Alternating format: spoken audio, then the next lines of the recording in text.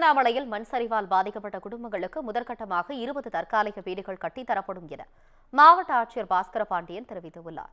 திருவண்ணாமலையில் கடந்த 1ஆம் தேதி கனமழை காரணமாக மகா தீபம் ஏற்றப்படும் மலையில் மண் சரிவு ஏற்பட்டு 7 பேர் பரிதாபமாக உயிரிழந்தனர். இச்சம்பவம் மாநிலம் முழுவதும் பெரும் அதிர்ச்சியை ஏற்படுத்திய நிலையில் 7 பேர் புதையுண்ட பகுதியில் மத்திய வேளாண் துறை இயக்குநர் பொன்னுசாமி, ஜல்சக்தி அபியான் இயக்குநர் சரவணன், ஊரக வளர்ச்சித்துறை கூடுதல் இயக்குநர் KM பாலாஜி ஆகியோர் அடங்கிய மத்திய குழு ஆய்வு செய்தது. மேலும் பாதிக்கப்பட்ட மக்களையும் சந்தித்து பேசினர். பின்னர் செய்தியாளர்களிடம் பேசிய மாவட்ட ஆட்சியர் பாஸ்கர பாண்டியன், மண் சரிவால் பாதிக்கப்பட்ட குடும்பங்களுக்கு முதற்கட்டமாக 20 தற்காலிக வீடுகள் கட்டப்பட்டு வருவதாகவும் மனு அளிப்பவர்களுக்கு மாற்றீடும் வழங்கப்படும் என்றும் கூறினார்.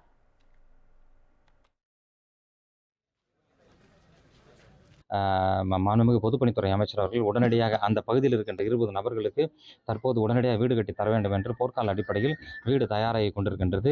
2 தினங்களில் அவர்கள் அங்கே அனுப்பி வைக்கப்படுவார்கள். அது மட்டுமின்றி இந்த பாதிக்கப்பட்ட மக்களுக்கு வாடகை வீட்டில் நாம் அமர்த்தி விடுவோம் என்று சொல்லி அதற்கும் ஏற்பாடு செய்திருக்கின்றார்கள். உடனடியாக அவர்கள் அங்கு அனுப்புவார்கள். அதை தவிர்த்து யாரெல்லாம் இங்கு விருப்பப்படுகிறார்களோ அவர்கள் தங்களது விருப்ப மனுக்களை தரலாம் என்று சொல்லியிருக்கின்றோம். வருவாய்த்துறை மூலமாக விருப்ப மனு அச்சிடப்பட்டு நேற்றைய தினத்திலிருந்து வீடு வீடாக சென்று அவர்கள் ஆய்வு மேற்கொண்டு வருகின்றார்கள். வழங்குகின்ற பட்சத்தில் அவர் அனைவருக்கும் இம்மீடியட்டாக நிலம் வழங்கப்படும்.